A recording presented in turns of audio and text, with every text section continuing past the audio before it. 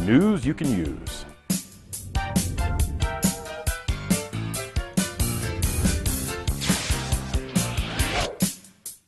Hi, and welcome to The Scoop, providing you with news that we hope is useful for you.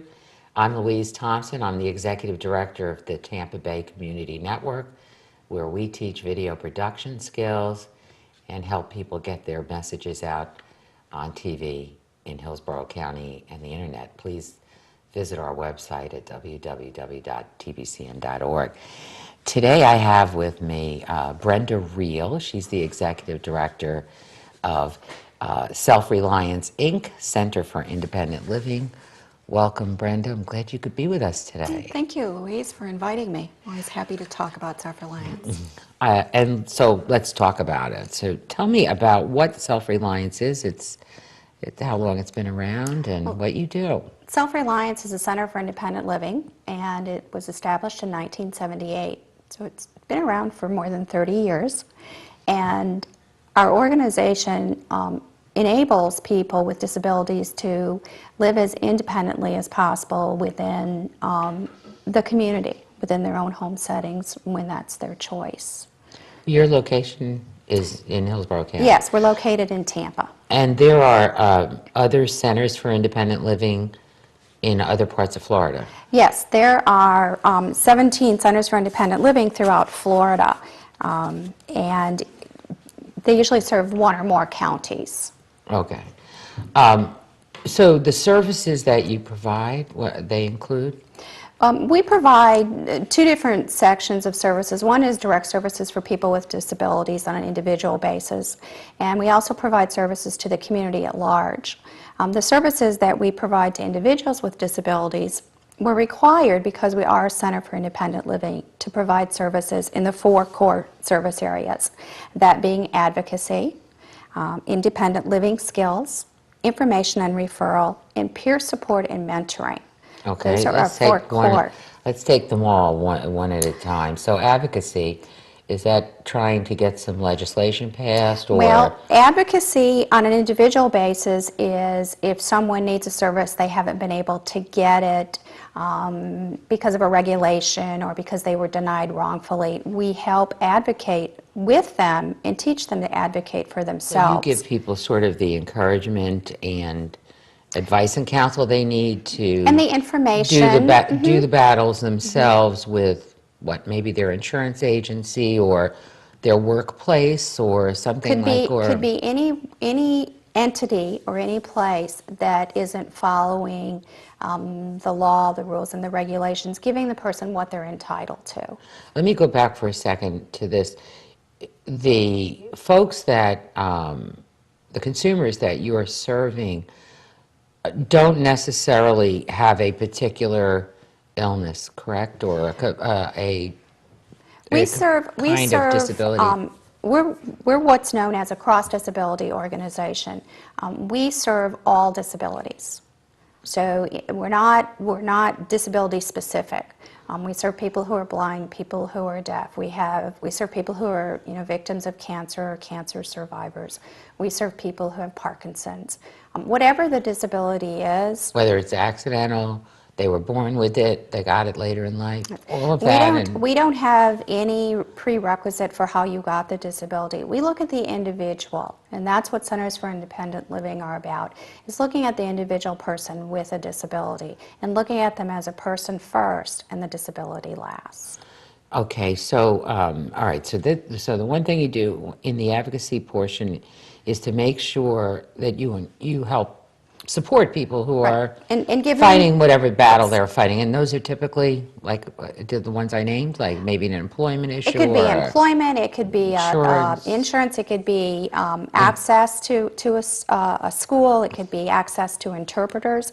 We also do advocacy in the community on a broader level. If there's a building that's not accessible that should be accessible, then we advocate for that building to become accessible and work with whoever the entity is that owns the building. So how can we make this building accessible to people with disabilities? And we advocate in the community for people in the community and the community itself to be inclusive for all people. We're all going to get there maybe someday, correct? We all will probably get there someday if we live long enough. Well, we will be. So we should be paying attention right Our now. community should be open and inviting and accessible to everyone. Okay. And that's, I mean, not only is that the law, but that is the right thing to do. Let's talk about direct services. What are independent living skills training? What Independent is that living about? skills can be oftentimes people with disabilities need to learn new skills or they lost skills. We do everything from teaching someone to set up a budget, because maybe they made a lot of money and they have a disability now and they don't make as much money, and so we help them learn to budget. We can teach them, make sure that they learn, how to cook, how to navigate in their apartment. If you're blind, you may need someone to come in and help you set up your kitchen so that you can function in your kitchen, because we want to help people to be as independent as they can with their disability. So in order to do that, you need to know independent living skills. Very, very important. How do I write a check? How do I pay my bills? How do I get from my apartment to my doctor's appointment? And if I'm deaf, how do I know what my doctor is saying? So where do I go for an interpreter? Am I entitled to an interpreter? Everything that a person needs to live independently. The things that you and I did this morning and took for granted. I would well imagine. And we do that on an individual basis. Information and referral. We do a lot of information and referral. When you need something, and usually if a person needs something, they need lots of things. So how do I navigate the system? Where is the service? How do I get it? Do I qualify for it? Who do I call? Do I have to write for it? What if they say no? We do a lot of information and referral. When you say navigate the system and get referrals, where do you send everybody? It depends on what their service need is. There are a lot of social service and human service agencies and government programs, so it depends upon what their service need is and what they're entitled to. And you have to keep abreast of what they're entitled to. Oh, I would imagine. Your agency and... We keep abreast of what's out there in the community, and then through talking with the consumer, we find out, what is it they need, and, is it an income-based program? Is it a disability-based program? Is it an age-based program? Is it a gender-based program? There are a lot of services out there, and we have to help the consumer track the one that meets their needs. We're going to come right back in just a minute. We're back with The Scoop. I'm Louise Thompson, Executive Director of Tampa Bay Community Network, the very last public access television station in the state of Florida. Please come and visit our website. Today we've been talking with Brenda Ruehl, who's the Executive Director of Reliance. Brenda, I know one of the functions that you're mandated to do is peer mentoring and support from others. Can you talk about how that works exactly?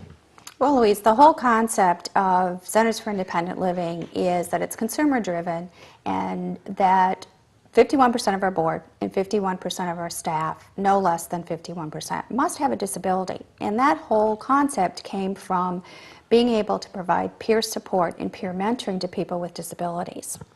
And meaning we better have people in our own agency and who run this place, who understand the situation, been through it, really know it. And really understand the nuts and bolts of it, so that if, say that you came to our agency and you had suffered an injury and you were having to learn to live with a disability that you had not previously had, and you want to talk to somebody who's been down that road.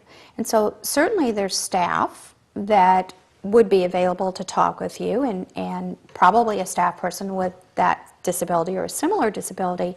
But we also have consumers who have disabilities who are willing to come and talk to other consumers. We particularly have a young man who became disabled because he was a victim of a crime, and he volunteers many hours going and talking going to the hospital. Somebody's been newly injured, they're going to be in a wheelchair, they don't know what to do, they don't want to talk to their families don't know what to do, and he wheels in there and he talks to them, and they talk about what it's like, and many times he develops an ongoing relationship with them. And it really helps them to understand that what their disability is. And that there's life after. And what it isn't. That it's a disability. It's not the end of their life. And so peer support and peer mentoring, I equate it to being, when you're a new mom and you don't know what to do with your new baby, so who do you talk to? Somebody that's been down that road. So people with a disability, especially a newly acquired disability, who better to talk to? We work with all the other community agencies who are disability specific.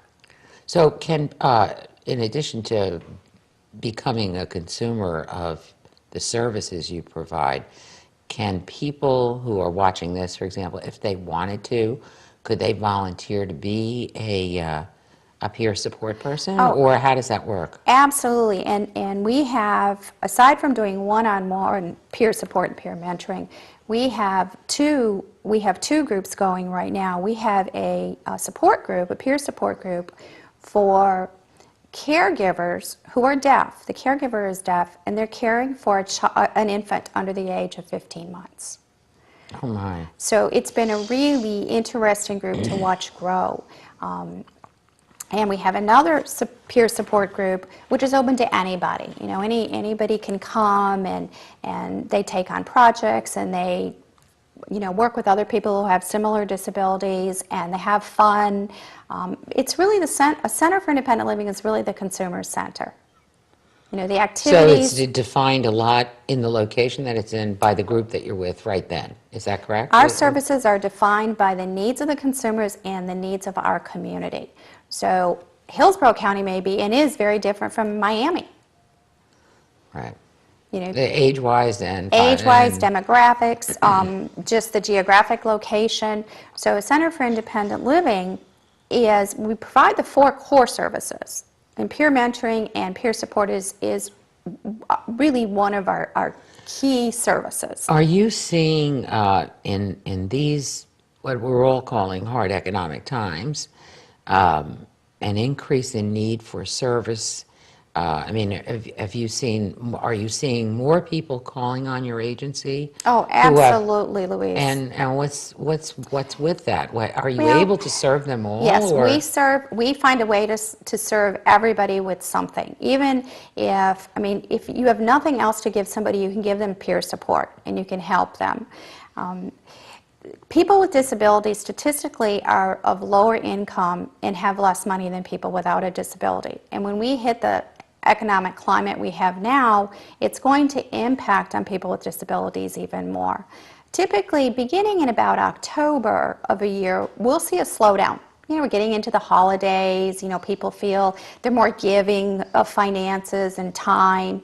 And so we get kind of a slowdown till about February. You get a slowdown in people calling and you for help. People calling us for help. Because they're getting help somewhere else, perhaps. It's the holidays and everybody has funds. And the last 2 years that hasn't been the case because the economic situation has impacted everyone. Including the givers. So the givers can't really extend themselves so much to maybe family members or friends that have some situation going on. And to the community at large. People just aren't able to open up that checkbook and that pocketbook as much because maybe they're concerned about their job. We had in December, I received a call from the ADA person at the city and had an elderly woman with many disabilities facing shut off of her electricity, which is always not good for anybody, but she is on oxygen and called us. We don't provide financial assistance, but we always take that case and we reach out to the community and we make our calls. And with that particular case, I called United Way and they were able to partner with us and provide resources for us so that woman did not have her electricity shut off. So just because we don't have something doesn't mean you're not going to get it. We're going to help you find it somewhere. Very large commitment to making sure that everybody gets served. You began to say, and I think I interrupted you, that usually you see the slowdown in October. Are you seeing, how big an increase are you seeing in the number of people calling you? I would say probably in the number of people calling us for assistance, probably a 20% increase. We also get a lot of calls from people who don't... That's even higher than the unemployment rate, is it not? Absolutely. Yeah, okay. And we're getting a lot of calls from people who don't necessarily have a disability, but they're facing the same economic situation. And even with those callers, we give them a referral to the right place Because the where they need words to be. independent living don't necessarily, to some people, mean that you originally had some kind of Right. problem. And people are desperate. I mean, if you've lost your job and you need to feed your family, you're going to call anybody and everybody. So our staff have to be really in tune with what's available out there. Right. So what's that how many people do you think you've served since 1978, or do you know? I wouldn't know how many people we served since 1978, but I know that last year we opened almost 600 case files, and we served over 2,000 people with information and referrals. I want you to talk to us more about some of the other services you provide. We're going to take a quick break. Please stay tuned. Thank you. I'm Louise Thompson, the Executive Director of Tampa Bay Community Network, where you can get training in producing your own TV programs. With me today has been Brenda Ruehl, who's the Executive Director of Reliance here in Tampa, Florida. And she's been talking to us about her agency and explaining to us the peer mentoring and support nature, the independent living skills, and the information and referral sources, but I know you do other things. And what are those? At Self-Reliance, we have a fairly large barrier removal home modification program. We have a grant from the county which allows us to serve people with disabilities who need a ramp or perhaps a roll-in shower in their bathroom, or their doors widened so their wheelchairs, the wheelchair can pass through. And we have that grant. We've had that grant for 3 years, and we have it again for next year, so we're thrilled about that. So you'll come in and actually provide people that will do the construction work that's necessary? We have licensed contractors who go in and do the work, and then after it's, of course, approved by us and then approved by the county, or if it would, the city grant. We've had a city grant that's run out now, and then it's approved, and so the person can remain in their home, living independently. And it's very, very critical to people with disabilities. I'll say. We also do a great deal of work in the area of providing people with repairs and maintenance on their power chairs and power scooters. We also loan those types of equipment out to people. Oftentimes people don't have any place else to turn to if they need a walker, if they need a cane, if they need a shower chair. We accept donations and put that in our loaner closet. And if we don't have a piece of equipment for a person, we have some funding that we can buy that for the person. That's interesting. I don't think most people knew that, because most of us have been through, my mom lived with me for a while and for a number of years and then got ill, and so there's walkers around and canes and things like that. We don't know what we're going to do with them, but so we're we can bring always them down. happy. Absolutely, bring call them down us. to We're happy to. Center for Independent Yes. Living. Okay. And we also provide assistive technological devices for people who are deaf and hard of hearing, and by that, flashing doorbell alarms. If you're deaf, you don't hear your doorbell, so there's a flashing doorbell alarm you can Do you put install on. one of those on the babies too? No, I'm sorry. No, but we do have a baby cry alarm that we can loan out to people who are Oh, deaf and who have it'll babies. flash? And when the baby cries, it triggers the flashing, or they can wear it on their hip and it vibrates. So that if you're a deaf parent or caregiver, you know neat. your baby's crying if you're not in the room with them. Also, we collaborate with Tampa Fire Department Fire and Rescue, and we've distributed strobe fire alarms for people who are deaf who have a child in their home. And we provide a lot of services to the deaf and hard of hearing community. Is that also some of these devices that will allow people more access on the phone or a computer, some kind of technological devices that'll help people who are so, who their sight is just a problem, but they can still maybe get to some of it? Magnification devices? We have, in our center, we have a computer lab which was funded by the Verizon Corporation, and we have all sorts of assistive technology for people who are blind so that they can use our computers. And we also have scanners. We have lots of things in our lab that people can just come in and use because everybody doesn't have the technology in their home. Is affordable technology and sometimes free technology for people who are blind or people who are deaf, and we help them find it and get it. Because it is that is real access. If you have a disability, you want to be able to read your mail and talk to people and communicate with people. We all were worried after Katrina that people with disabilities had not been removed from the site in a timely fashion. And I know Hillsborough County then started to look at registering people with disabilities. How do you help with emergency preparedness? Well, we all call that lessons learned from Katrina, and Hillsborough County has been tremendously responsive. And even before Katrina, we were working with Hillsborough County, and the United Way has just really spearheaded several different projects. We've had several grants that allowed us to go into the community and serve people with disabilities and helping them to prepare. We also sit on several committees so that when we're doing disaster planning and disaster preparedness, that people with disabilities are included in that. After Katrina, Reliance collected, donated equipment, chairs, just anything you can imagine, and then a company in Chicago donated a moving company, and we moved it up to the 4 states. Because they had no equipment. People had lost their walkers, they had lost their chairs. So we are working in Hillsborough County so that if we do have a disaster, we're prepared to make sure that people with disabilities are included in all the planning and all the preparedness. In our county, and I'm sure other counties, transportation to the physicians and other kinds of medical transportation that you need.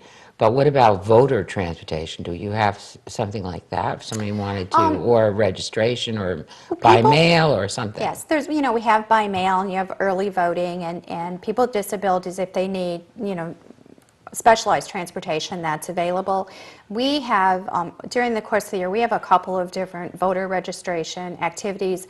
We are actually working with the county and the elections officials to even do more in terms of training people who are working, the poll workers, and making sure that the polling places are accessible.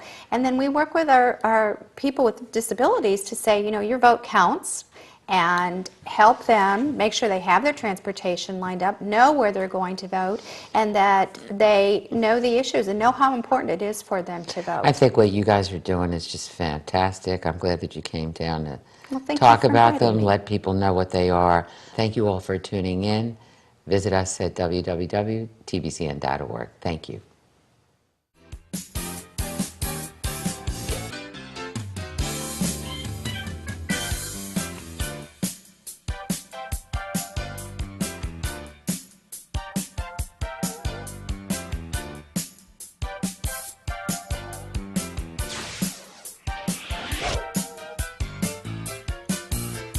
News you can use.